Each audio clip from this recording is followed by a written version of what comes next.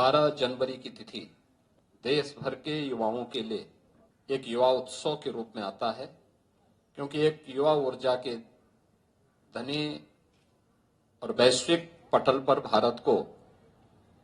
भारत की आध्यात्मिक, सांस्कृतिक और युवा शक्ति को पहचान दिलाने वाले स्वामी विवेकानंद की यह पावन जयंती है। और इस अवसर पर आदरणीय प्रधानमंत्री जी की प्रेरणा से प्रतिवर्ष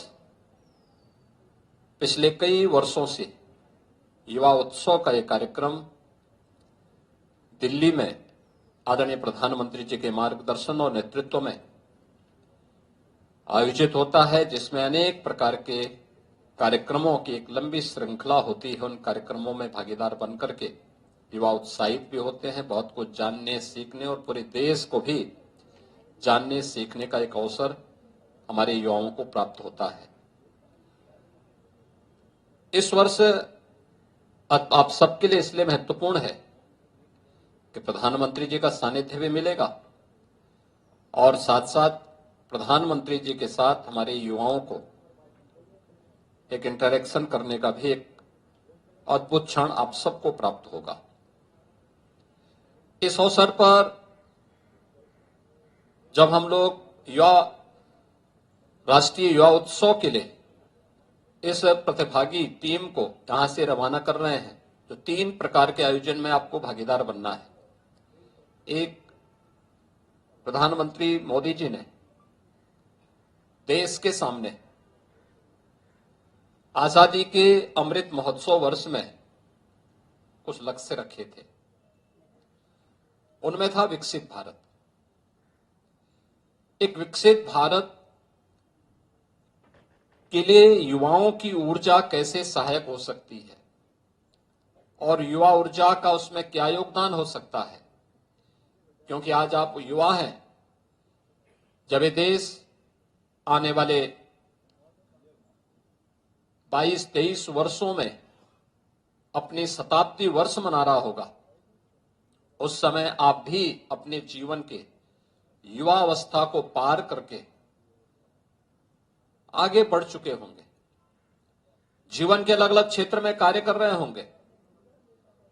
उन स्थितियों में उस समय का भारत कैसा चाहिए, उस भारत के निर्माण की कार्य योजना जो आज देश के अंदर तैयार हो रही है, उस कार्य योजना में कौन कौन से ऐसे महत्वपूर्ण पहलू होंगे जिनको हम आगे बढ़ा करके लेके चल सकते हैं।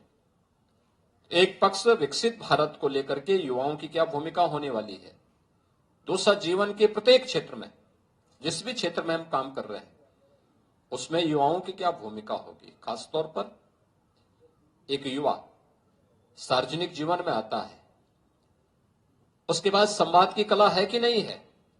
एक राजनेता वही सफल हो सकता है जिसमें संवाद की कला हो। अगर वह संवाद की कला में माहिर नहीं तो वह कभी सफल राजनेता नहीं हो सकता है। और युवा संसद के आयोजन के कार्यक्रम के साथ आप सबको जुड़ने का अवसर प्राप्त होगा। हम लोग बहुत बार कहते हैं इस बात को कि परंपरागत छात्र संघ के चुनाव की बजाय हमें अपने विश्वविद्यालयों में, महाविद्यालयों में युवा संसद को प्रमोट करना चाहिए, जिससे एक नई पीढ़ी को हम वहां से आगे बढ़ा सकें। लीडरशिप का गुण क्या होना चाहिए, उसकी समाज के प्रति और अंतिम पायदान पर बैठे हुए व्यक्ति के प्रति क्या संवेदना होनी चाहिए।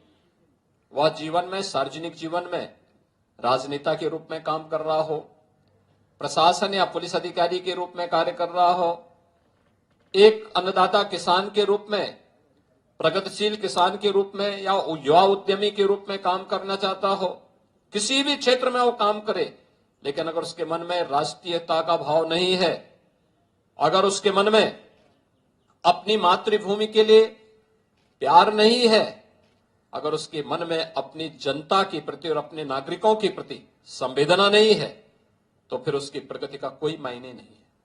और उस दिशा से हमारी युवाओं की क्या भूमिका हो सकती है, इन सभी कार्यक्रमों के साथ साथ अन्य अनेक कार्यक्रमों के साथ सांस्कृतिक कार्यक्रम होंगे, कौशल विकास से जुड़े हुए कार्यक्रम होंगे, या जीवन से जुड़े हुए अन्य तमाम कार्यक्रमों के साथ जुड़ने का भी एक अवसर आपको प्राप्त हुआ होगा। और इस युवा महोत्सव के अवसर पर भी आपको उन आयोजनों के साथ जुड़ने का एक अद्भुत क्षण आपके सामने होगा।